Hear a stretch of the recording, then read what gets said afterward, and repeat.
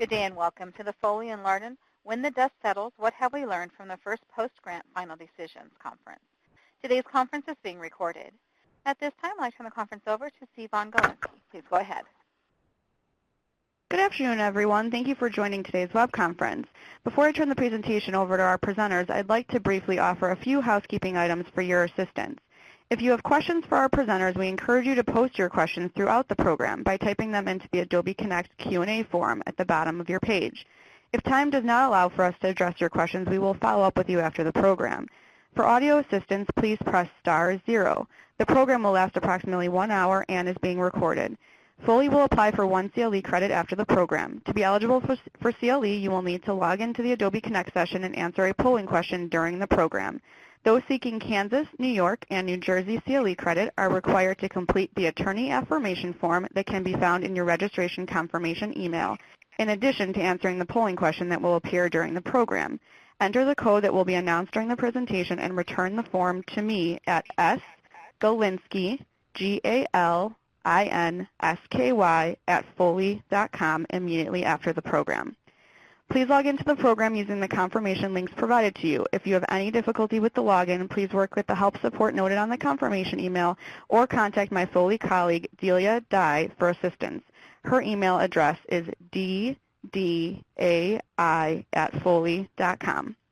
And now I'm pleased to turn the presentation over to our presenters. Today we have Robert Hopton, who is President and CEO of Idle Free Systems, Inc., Howard Shipley, who is a partner in Foley and Lardner's Patent Office Trials Practice, and Alan Arnston, who's also a partner in Foley and Lardner's IP litigation practice. I'll turn the presentation over to Howard. Howard, please proceed. Thank you, Sivan. Good afternoon, everyone, and welcome to our webinar on Patent Office Post-Grant Proceedings.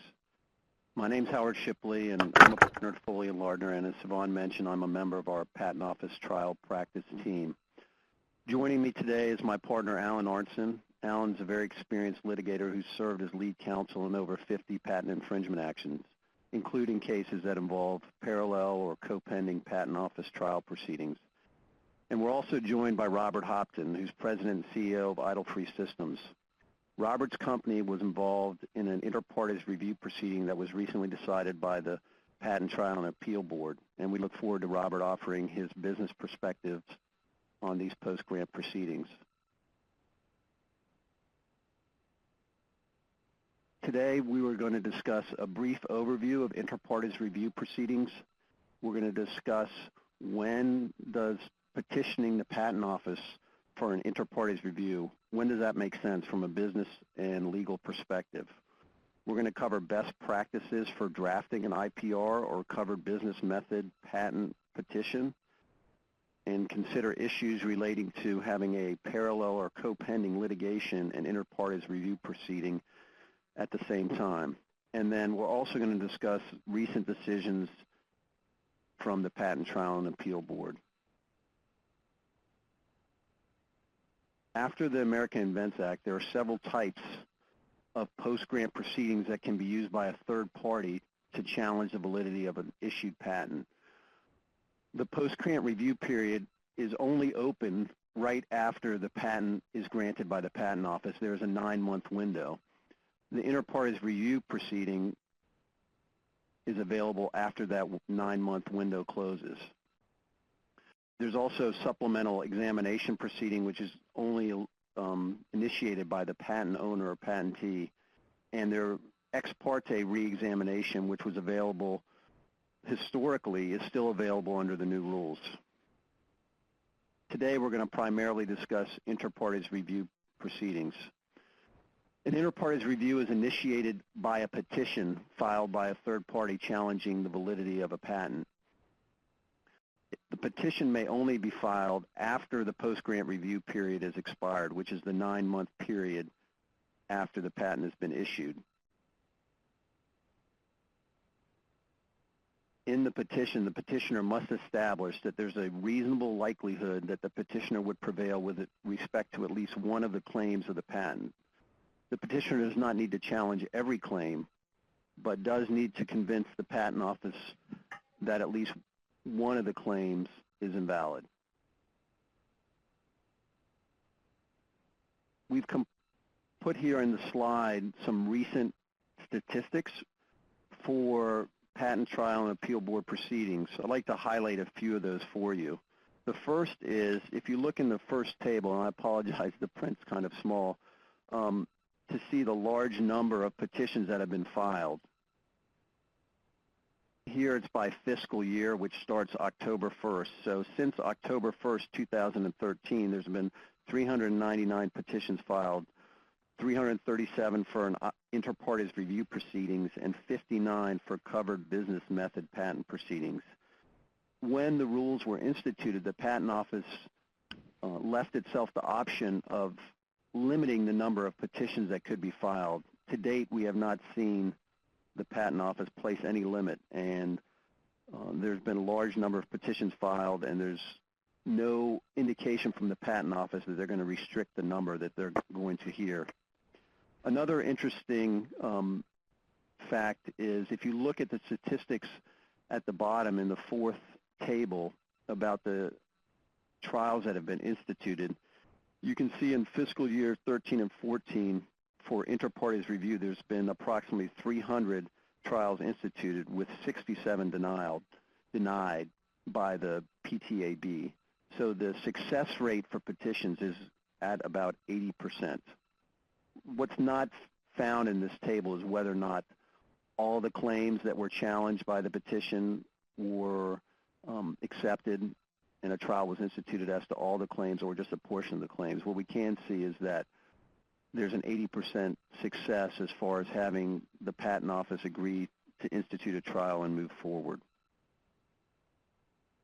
With that background in mind, I'd like to turn it over to my colleague Alan to address some of the issues about when filing an inter partes review might make sense. Thanks, Howard. A big part of the decision as to whether it makes sense to file an IPR is the context in which the issue arises. It's most likely to arise in one of three situations. One, you see that a patent issued that concerns you, say issued to a competitor that has been aggressive in pursuing its rights, and so now the patent's issued, and you initially look at the post grant review, and then after that the IPR proceeding. More likely for an IPR, it'll be in the context, at least so far. Part of this, it's still a relatively new proceeding and a new context, and people are sort of trying to get their legs under them in terms of what are good strategies, both for the patentee and for someone who wants to challenge a patent. But the issue may arise if you get some sort of cease and desist letter, whether it's a soft one or a harder one, to as one of your alternatives. Always when you get the cease and desist letter, the first thing people have historically thought about is a declaratory judgment action, and this is sort of an alternative to that. And then the third situation in which you consider an IPR is if you get sued.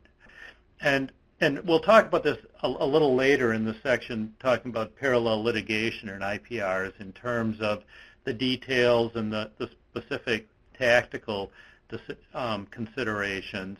But in the context of litigation, one thing that I think is key to the viability of an IPR is whether you can get the litigation stayed. And sort of the related issue is, well, if you can't get the litigation stayed, what are going to be the relative schedules or pacing of the inter partes review proceeding and the litigation?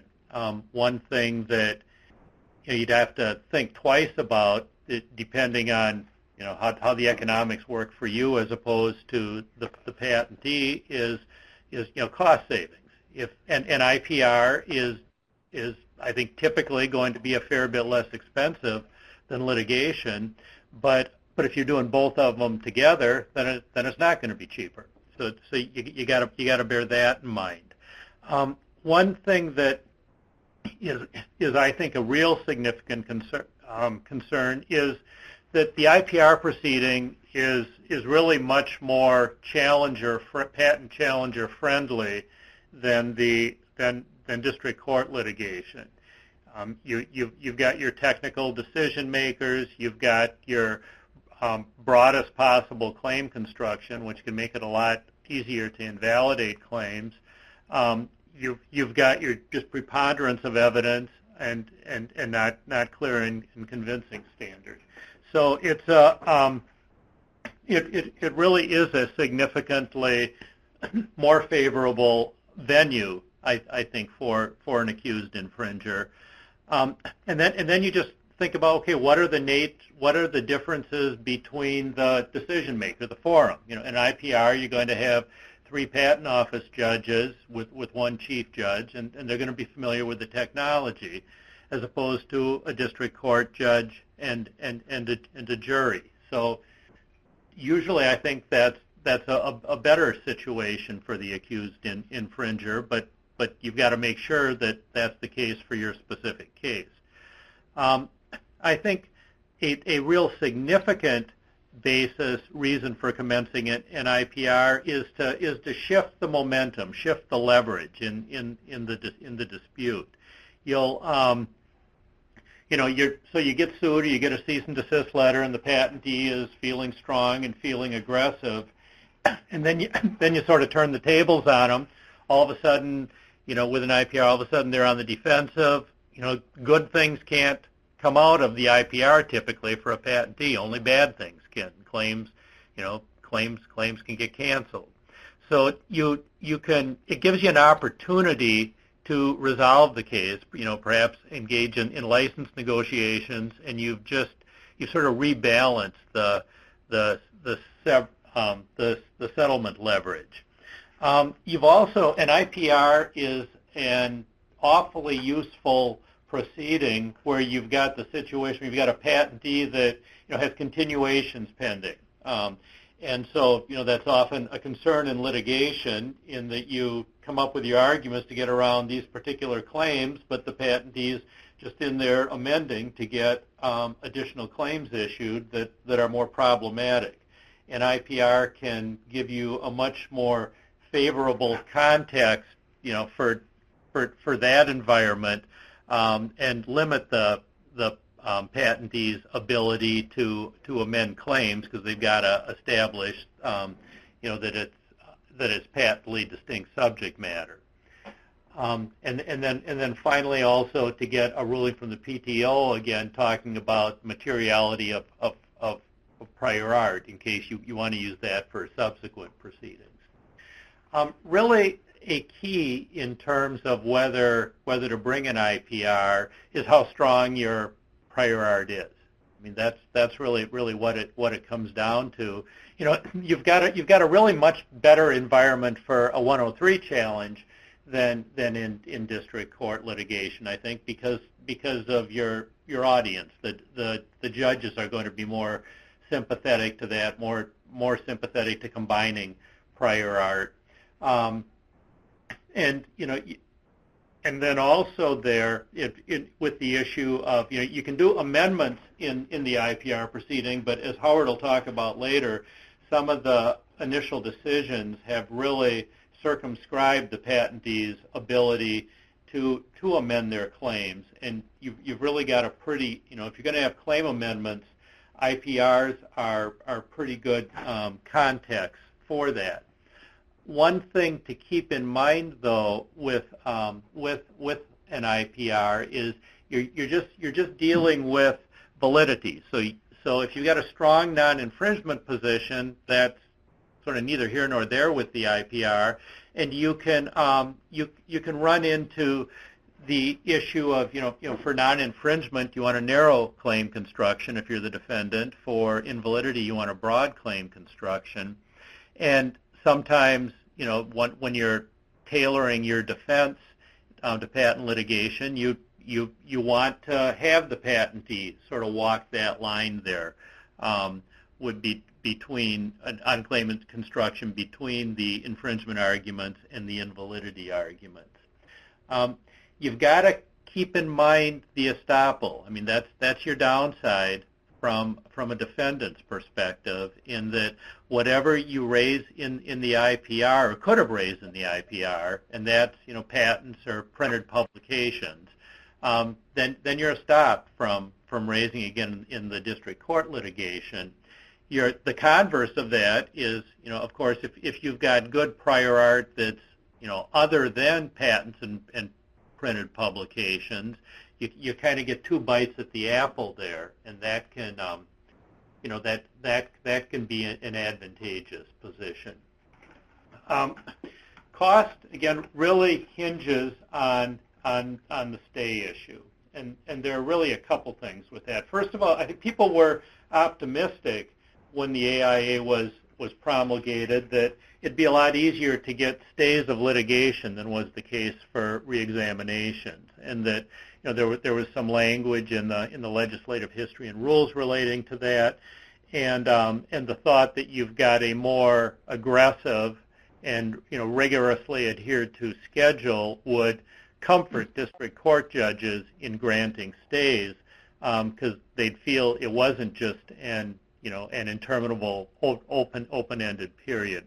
But I think as things have moved along, so far your stay rate is about the same as it was in the old with reexaminations. District court judges seem to be staying cases pending IPR about half the time.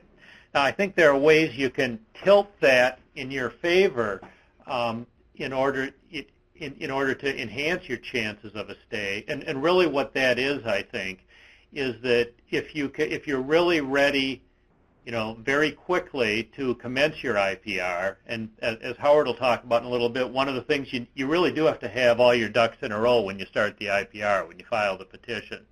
So you've got to have a very complete document, a very complete marshaling of your position. But if you've got that, and if you can, file it quickly so that then you get the initial determination from the PTO accepting the IPR, instituting the proceedings, I think that's very persuasive to a district court judge in staying the case, because you'll have gotten some pretty good language from the PTAB that that claims are likely invalid and likely to be canceled. If you're seeking your stay just in connection with the institution of the proceedings, you don't have that, and then you've got the balance between looking at roughly an 18-month IPR period versus the district court schedule. So I think that's really a way you can tilt things in your favor for the stay. But I think, and Robert will be talking in just a second about this, I think the stay is really a serious consideration for most defendants considering starting an IPR because of the cost issue. And I guess with that, I'll hand it over to Robert, having just gone through this, and what some of the issues and key features from a business perspective were in the decision whether to institute the IPR, and then also to kind of how we went evaluating those issues. No, absolutely. Thank you, Alan. So as Alan referenced, we were one of the companies that has already gone through this process from start to finish, and so I'm hoping here today I'll be able to share some insights and perspective on both how we thought about and then ultimately approached this, and the rationale for choosing this particular strategic path given our circumstances. So given that, just at a very high and quick level, we were being sued by a competitor claiming infringement. Our position was that we felt we were not infringing upon this particular patent, and we're obviously aware of that patent relative to our business operations day in and day out. And so when that claim came about, I met with the team at Foley to determine and assess what our options were for basically how to address this business issue that we now faced in the marketplace because of this claim of infringement. So we talked about the IPR process. I had the opportunity to if you will, educate myself on this, even though it was still a new process, with the assistance of Foley. And ultimately, as Alan pointed out, one of the key things that I went through and then we went through as a team, quite candidly, was to be able to assess our ability to be successful and have the right outcome as a result of pursuing this particular strategy. Because as Alan has pointed out, there are some definite pros to it, but there are some risks and or implications if you're not successful, if you then have to go back and defend yourself relative to a suit associated with infringement. So I think one of the things that was most important early on in evaluating and then determining to pursue this particular path was, with the assistance of Foley, to really be able to assess the viability of a successful outcome so we could make more of a fact-based decision on which strategy to pursue. Howard and Alan have both pointed out the importance of being able to evaluate and determine prior art as a critical part of that, and the time and energy and, candidly, cost that we put into evaluating and assessing that early on was critical in helping us make this decision to pursue this particular path. Once we did, what was another key sort of business factor for us relative to choosing just to defend the lawsuit was the opportunity to create a budget and manage costs based on the fact that there is the structure around this new IPR process. And so again, working with the Foley team, I was educated, if you will, on each of the various steps or stages of the process, what was involved, what the ultimate deliverable or requirements would be through each of those stages, and that gave me an opportunity to work with the Foley team to be able to budget and then appropriately manage those costs. And depending on the size of company and or circumstances, obviously cost management, budget management are important factors to consider when deciding how best to address the circumstances that you've been dealt with when a competitor chooses to sue you.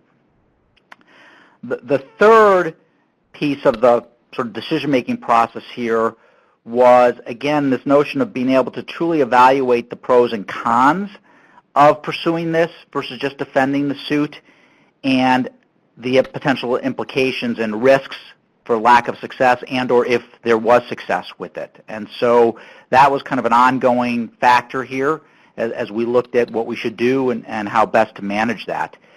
And then finally, the structure of this IPR process was another critical factor here in our decision to pursue this particular path. Again, the fact that the stages are well defined, there are discrete timelines or timetables associated with each of those. From a business standpoint, felt like we could both manage as well as control the process here a bit more than we might have otherwise with just sort of defending the lawsuit. And the fact that, if you will, the duration of this whole process is defined and structured and required was pretty important for us as well. You know, from a business standpoint, having a lawsuit filed against you and the implications that may have for you in the market relative to how customers, vendors, financial partners might view that or be concerned about that, being able to address this potentially within a discrete timeline was an important part of where we were from a company standpoint in managing those external business relationships as well. So I think from a high-level standpoint, I hope that puts some structure around how we thought about it, the elements we kind of looked at and evaluated as we then ultimately made the decision to proceed with this with the team at Foley. Alan, is there anything else, or Howard, anything else I perhaps should at this point out or reference? Robert, I think one point that was significant, you might want to talk about it a little bit, is again, you knew you were dealing with a very aggressive competitor, and then two, when you first got notice of this, when we started working on it, was in the context of you got a letter attaching a filed but as of yet unserved complaint, and kind of how that factored into the decision-making process. Yeah, very, very good. So as Alan has characterized the particulars of our situation, we were dealing with a much larger and very aggressive competitor who has used this strategy before as a way to try to slow down or impede competition in the market. And so whereas we felt for a variety of reasons going into this that we, perhaps were not at the same risk as others might be relative to them being able to utilize this strategy, it turns out, they did find a way. And so as Alan has referenced, initially, we were just received a letter that sort of informed us of their position that we were infringing. So again, it's business. It was a business situation in which we had to evaluate and assess. And again, working with Howard and Alan, we began to evaluate what our potential options were to address this, because clearly it needed to be addressed. And from a business standpoint, we were not interested in or planning on entering into any kind of licensing agreement for a technology that we weren't infringing upon. And so, we went through that whole process, and candidly, the approach they took with the letter gave us the opportunity to sit back and strategically evaluate what our options were, put some of the time and energy into assessing our likelihood of a successful outcome through the IPR process, so that I then, on the business side of it, could make a determination as to which path we wanted to pursue. Defend the potential lawsuit, which became an inevitable lawsuit because they did file that suit once we filed our IPR petition, and or pursue the IPR path, again, understanding what the risks were if we weren't successful in the IPR process, and what that might mean then in having to have to go back and defend the claim of infringement. And actually, and then this will segue into the next section that Howard will cover, but having it, and by the way, actually, just in terms of tech terms, the lawsuit had been filed when we got notice, it just hadn't been served, and it was in that 120-day period there. But having that period of time also allowed us time to put together the IPR petition prior to service of the lawsuit, so which turned out to be very helpful in terms of getting a stay and for scheduling purposes. And really, with that, I'll turn it over to Howard in terms of the actual IPR process. Well, and Alan, if I could build on that point before Howard jumps back in, because you referenced this earlier in your discussion, which is if you're the one being sued, you're in a defensive mode. And that time of the 120 days and our opportunity to work together as a team gave us a chance not only to determine that we were going to pursue the IPR, but by doing that, we put ourselves more in the offensive position. We put them in a bit of a defensive mode where they now had to defend and respond. And ultimately, right, we were banking on the ability to be able to get the stay, which credit to the Foley team again. They were successful with the district judge of convincing him that the stay should be granted, but that was part of our calculated risk. It was part of the gamble here that we'd be successful with that. But once we had hit those points, we then were no longer in a defensive mode, and this larger, more aggressive competitor was put in that position in which they had to defend. And I think that that's absolutely something from a business standpoint that needs to be taken into consideration as you evaluate, is this the right thing to do from a business standpoint and or for your clients? Okay, thanks, Robert. This is Howard again, and I'm going to discuss briefly some best practices for drafting a petition. The first thing to remember is that this is a patent office trial, and it's not a typical trial where you put on evidence in front of the judge at a trial hearing. The oral hearing at the patent office is more like an appellate proceeding where you're arguing the record that's before the judges. So the petition is you putting on your case for the party challenging the patent. The petition is the evidence that you're going to rely on when you summarize your position in closing arguments to the panel. So the petition is the evidence and is part of the trial. It's not like a re-examination proceeding where you identify the prior art to the examiner and put some proposed arguments together that the examiner can use later in issuing an office action. The Patent Trial and Appeal Board is not going to issue an office action. They're going to make a decision on whether or not the claims are invalid, but they're going to use the evidence and the record that you provide to them. If there's gaps in your submission or holes in the evidence, unlike an examiner who might be able to go find an additional prior art reference or make some decision on his own about his understanding of technology, the Patent Office judges aren't going to do that. They're just going to decide strictly on the record and the evidence that's before them. So the petition, I can't stress enough the importance of doing a very thorough job on the petition.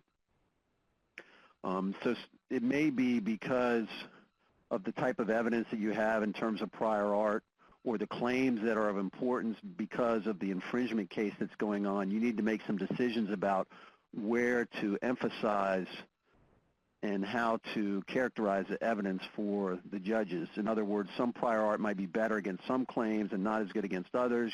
And in order to present a strong argument on the important claim, you may decide that you don't want to challenge all the claims of the patents because not all of the claims are of concern from an infringement perspective. The other thing to keep in mind is the Patent Office has very specific rules for the format. Little things like you might find in any court proceeding about page limitations, line spacing, font, those types of things. That's one issue. But also how the arguments are presented in terms of claim charts and characterizing the references and comparing those to the claim limitations. Recently, for example, the Patent Office has been rejecting petitions in the last few weeks because they say there's been attorney argument in the claim chart, and the claim chart's just supposed to include citations to the references and no attorney argument. It's, I think, somewhat of a subjective view by the paralegals at the Patent Office following the instruction of the board, but it's just something to keep in mind that they do take a close look at the rules and put a very strict interpretation of them. So important things to consider is claim construction. If there's a claim term that is questionable on how it will be interpreted, then you need to put forth your interpretation from the outset. If the board decides that it needs to be interpreted and they have the opposing side's view because the patent owner filed a response to the petition with a different claim construction, you may be able to respond to that, but you may not. You may be not timely if you decide to put in additional evidence about how a term should be construed. The board may decide that evidence was untimely and should have been submitted with the initial petition if it's not clearly rebuttal type evidence. So better to anticipate what the patent owner is going to say about how claims are construed and put in your own construction if it's a term that you think is going to be controversial. I can't imagine a case where you wouldn't want to submit an expert declaration. The expert is going to be able to testify about how one of ordinary skill in the art would interpret the prior art references, how one of ordinary skill in the art might interpret the claim language in the patent, especially if you're dealing with a 103 obviousness rejection, which, as Alan said correctly, I think, the Patent Office is going to be more receptive to those arguments probably than the district court might be. It's important to include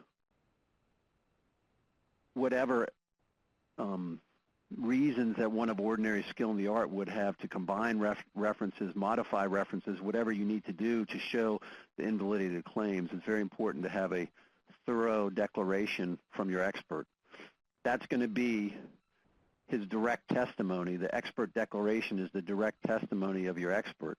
The deposition, where he gets cross-examination in the cross-examined in the trial, will be the cross-examination testimony.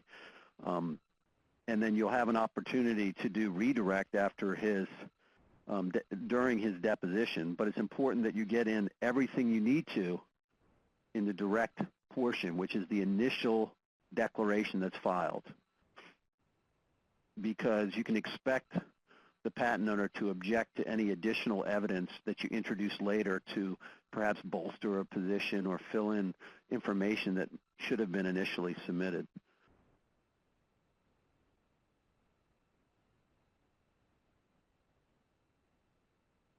There's no limitation on how many different grounds for invalidity that you can assert.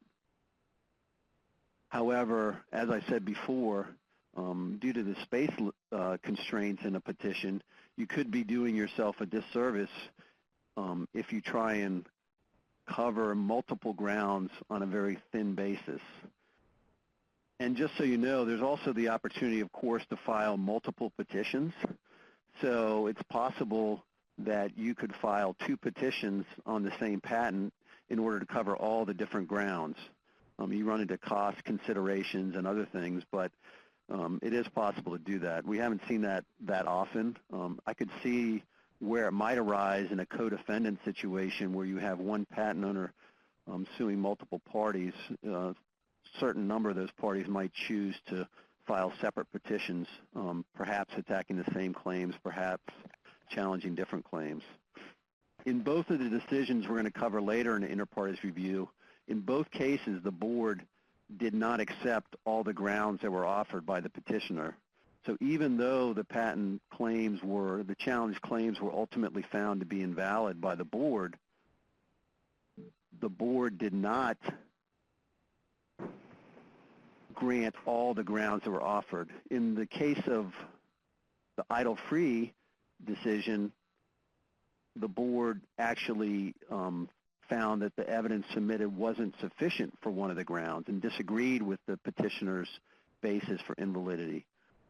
In the case of the Nichia IPR that we'll discuss a little bit later, the board found that certain grounds were cumulative and didn't address them at all and just chose to institute the trial on one of the grounds, combining several prior art references together. So whether or not those additional grounds that were submitted by the patent owner were sufficient, the board chose not to address.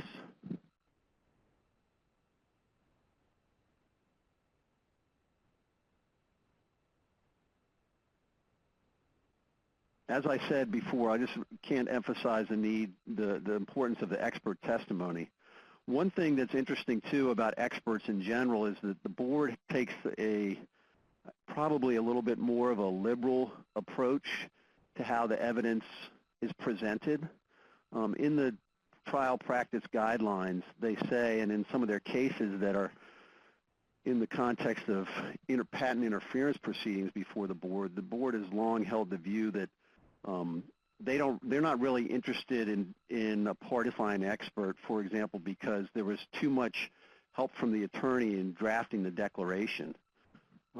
So they understand that it's a collaborative process between an attorney and an expert in putting together the statement. And as long as the expert signs and swears to his testimony, they're willing to accept that there was a collaborative process in going together in arriving at the final process. So the board, I don't think, is going to be persuaded by cross-examination saying that the declaration was a product of the attorney and not the expert. All they're interested in is whether or not the expert's willing to stand behind his testimony.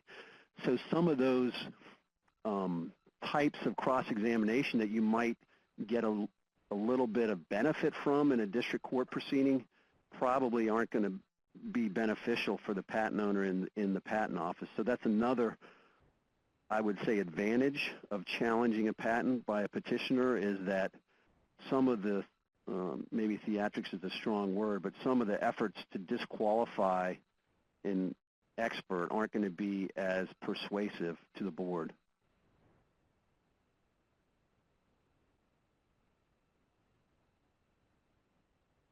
right, Alan, I think at this point I'm going to turn it back to you to talk about the situation where we have parallel litigation and IPR going on at the same time.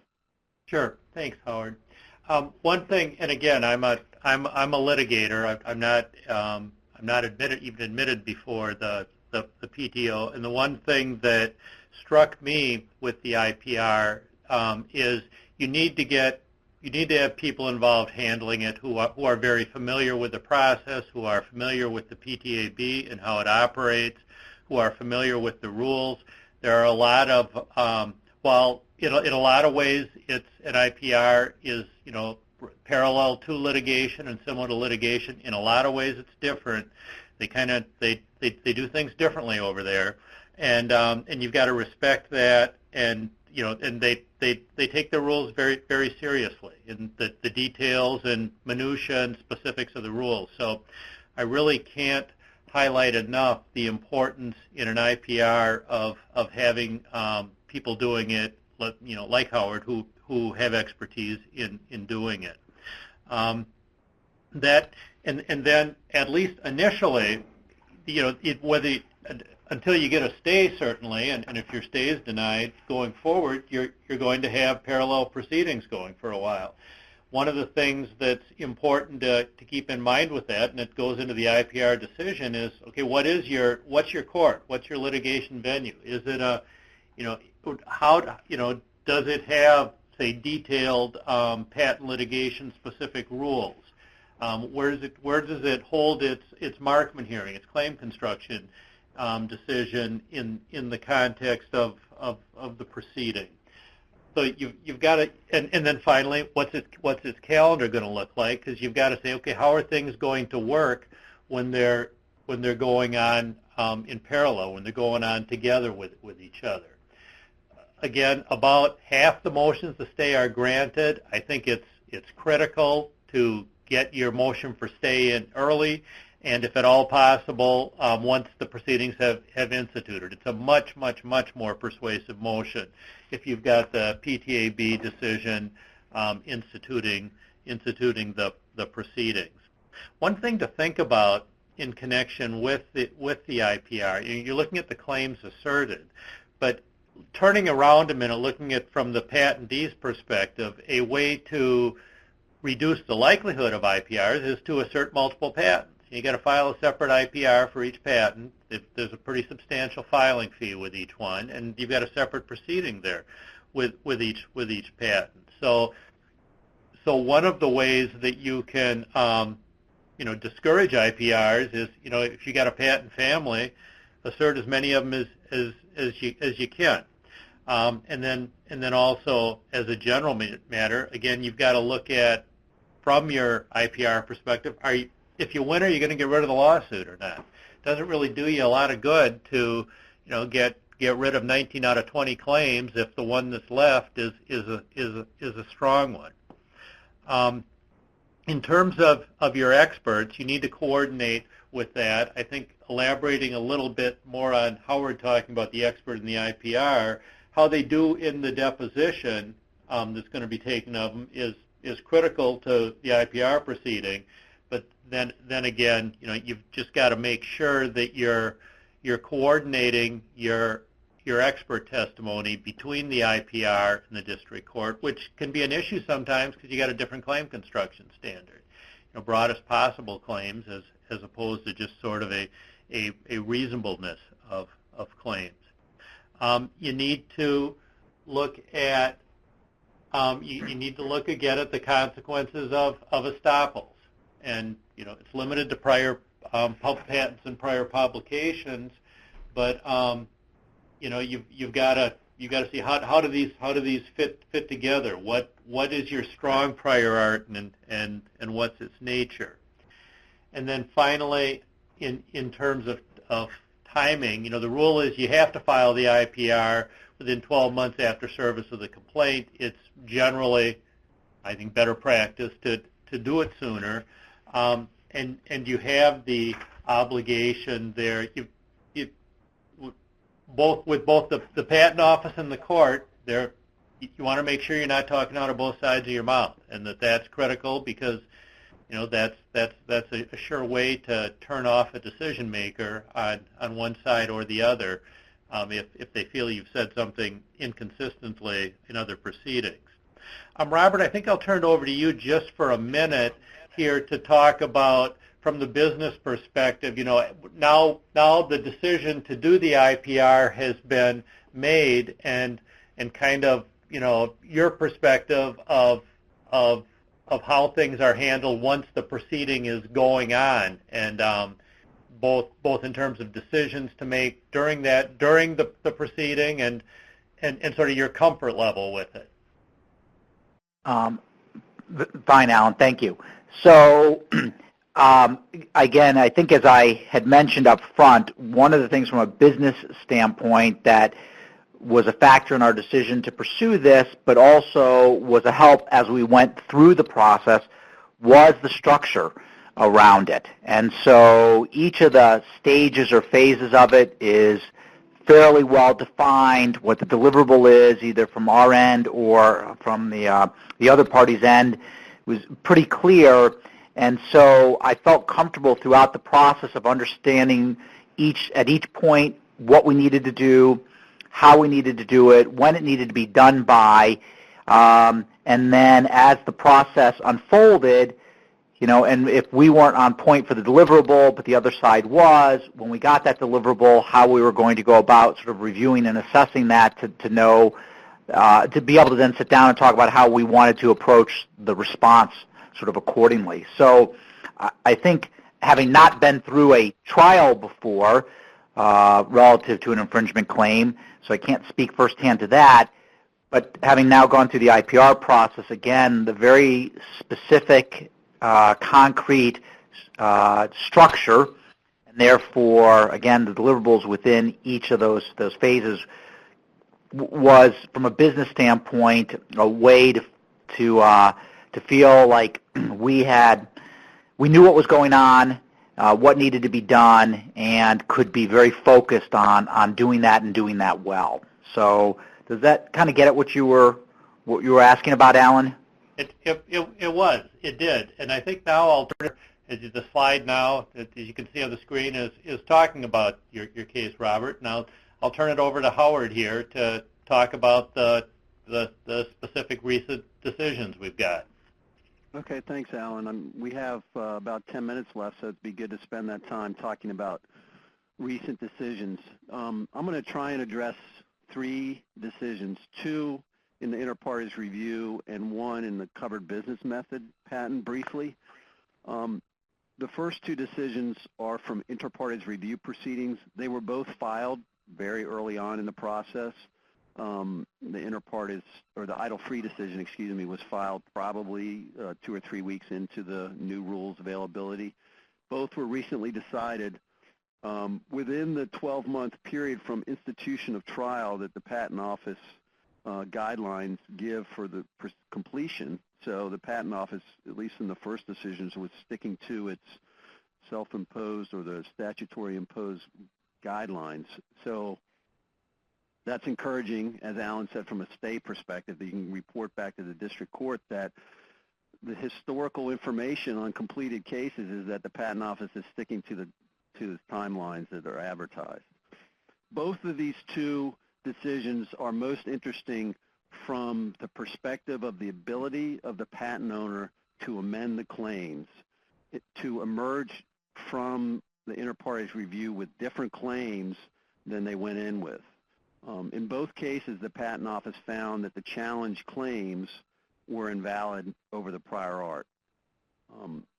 The Patent Office did not change its position from the time they instituted trial till they made a final decision. In the idle-free case, the patent owner actually conceded unpatentability of certain claims after the trial was instituted and only chose to argue patentability of some of the claims that were challenged. Even on those claims where the patent owner disputed the petitioner's decision, the Patent Office didn't change its decision from the time trial was instituted. So from a patent owner's perspective, once you have the initial decision of the board, then you start focusing on the fact that, well, they've got two briefs. They had the initial brief of the patent of the third party petitioner. They have the patent owner's response, which may not include evidence under the rules, and then they decided to institute trial. The foreshadowing is there that those claims are going to have difficulty continuing. And so there's a lot of focus on the motion to amend. In the idle-free case, the patent owner filed an initial motion to amend that was rejected by the patent office before it was even responded to. There was a telephone conference with the board, and they issued new guidelines, and so the patent owner got a second chance under a long order that was issued by the patent office. So that order that was issued in that case informed the rest of the parties in ongoing other inter-parties reviews of what the patent office was looking for in the motion to amend. After the motion to amend was filed, idle-free submitted prior art showing why the additional claim features or the proposed amended claims would be invalid over the prior art, or where those features were shown in the prior art. And there was a lot of briefing back and forth, expert testimony, depositions taken about that prior art, which wasn't in the initial position. So new prior art was submitted just against the amended claims. In the final patent office decision, the prior art that was submitted by idle-free against the amended claims wasn't even mentioned. There was no discussion of additional prior art or patentability of the amended claims. What was discussed was, in the final decision, was that the patent owner failed to meet its burden in the motion because it failed to set forth a baseline of what one of ordinary skill in the art would have known about the features in the amended claim. So it was very interesting. A lot of time and effort spent on both the parties' part about whether or not the amended claims were patentable. In the end, the board just basically said, well, the patent owner needs to come forward and tell the board what the state of the art is, and then we'll maybe address the merits of the claim. And so they said Bergstrom, who's a patent owner in that case, didn't do that. There were some questions at the oral hearing that maybe foreshadowed that's where they were going to come down, because basically the board has said in both of these opinions that it's not an examination proceeding where we're going to go out and search for prior art. So they want the patent owner to come to the table with what is the closest prior art, and they don't necessarily think it's sufficient to say that one of the initial references submitted by the challenger is the closest prior art. You have to make a statement as the patent owner that here is the state of the art, whatever it may be. There's not a requirement that you do a search or that necessarily, but the more information you can give to the board to make them feel comfortable that they know that these features you're added aren't already out there somewhere, that's going to be very important to the board. In the Nichia decision, there was even more deficiencies on the part of the patent owner in their motion to amend that the board identified. So once again, really didn't address the substantive nature of the claim amendments, but they did address certain administrative requirements of those proposed amended claims. For example, the rules say you may only file as a patent owner a request for a reasonable number of substitute claims. So in the idle-free case, there was 3 substitute claims, and the board didn't question whether or not that was reasonable. In the Nichia case, the board said that the patent owner failed to demonstrate that the number of claims was reasonable. Howard, I'm just going to jump in for just a second. I think we need to get the CLE code to people. Okay. Sivan, do you want to take care of that? Yes, thank you, Alan. Hi, everyone. We're going to be putting up a polling question in a second with the CLE code for the presentation today. I'm going to read the CLE code twice, and I'm going to provide a polling question for you to answer. The CLE code for today's presentation is 7F02. That's the number 7, the letter F as in Frank, O, and the number 2. To please fill that in. Please, just a reminder for those who are seeking Kansas, New York, or New Jersey credit, you will also need to fill in the attorney affirmation form that you received in your registration confirmation email and return that to me after the program in addition to answering the polling question. The polling question will be up here for about 2 minutes or so please make sure to answer the question if you're looking to get CLE. Thank you. Back to you, Howard. Okay, thanks, Yvonne. And let me just go through this list from the NCHIA of the board's concerns about the motion to amend. One of the things the patent owner didn't do, according to the board, was they didn't properly mark up their claims and identify changes from the original claims. There was no claim construction proposed for certain terms in the claim that didn't appear in the specification, new terms that were introduced. And they didn't specify why the claim amendments were being made in terms of what patentable features were being added. So the board went through a list in the NCHIA case of all the deficiencies in the motion to amend. And as I said before, the board stressed that it's not an examination proceeding, an inter partes review. And the level of skill in the art really needs to be addressed and explained to the board by the patent owner. One of the things that in the NCHIA case also is you have to show support for the claims as one of the requirements of the motion. And the support needs to be shown in the original filed specification, that the new claim terms that are added existed in the original filed specification. So perhaps as shorthand or for whatever reason, the patent owner cited to the patent document, in particular certain claims that were in the issued patent. And the board said, well, we don't know whether the issued claims were actually in the original specification or not. So you need to cite to the original specification. The board wasn't going to go back and check for themselves. So it's just another example of where the board, when it wants to, can use the rules to increase the burden on the patent owner and how you can't overlook that. Finally, I'd just like to quickly address the covered business method patent decision that came out in Frontline Technologies case, where all the challenge claims were found to be invalid under Section 101. One interesting thing about this decision that may be carrying over into these other proceedings is that the rules for a covered business method patent review talk about how that the claim in the patent must be one that relates to a financial product or service. In this particular case, the method was related to a process for identifying substitute teachers for a school system, and the specification had one reference how you could maybe use it at a local regional bank or something, but the claims themselves are really related to substitute work connection to a financial product or service, which is interesting that the Patent Office took an expansive view in this case about what could be covered by the covered business method proceedings. So I know we're running short on time, and I did want to address a couple of questions that have been raised. One question was, is there a page limit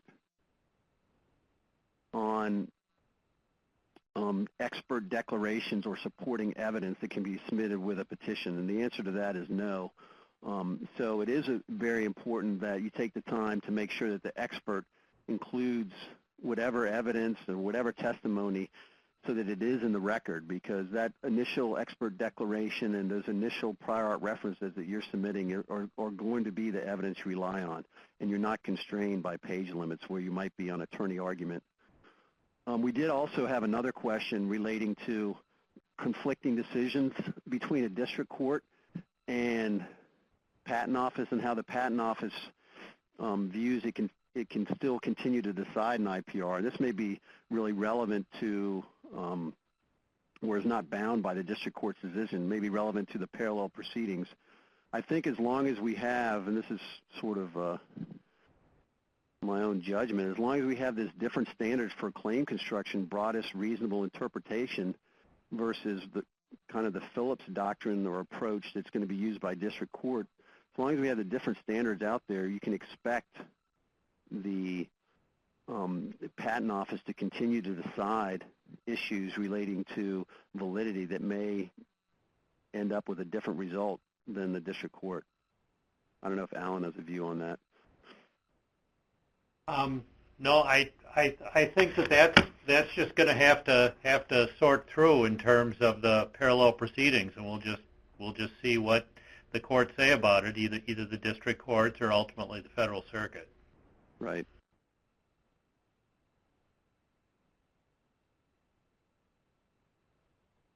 Anything else? It's 1 o'clock. Okay. Well, I just want to thank everyone for participating, joining us in this webinar. I would like to point out that the last slide that's up on the screen, there's a survey, link to a survey that we would really appreciate if you would take the time to complete the survey and about this webinar. Siobhan, is there anything else we need to add? Nope, I think that's it. If there were any questions that you entered, we will leave this page open so you can continue asking questions if we did not have time to answer your additional questions, and the attorneys will be following up with you after the program.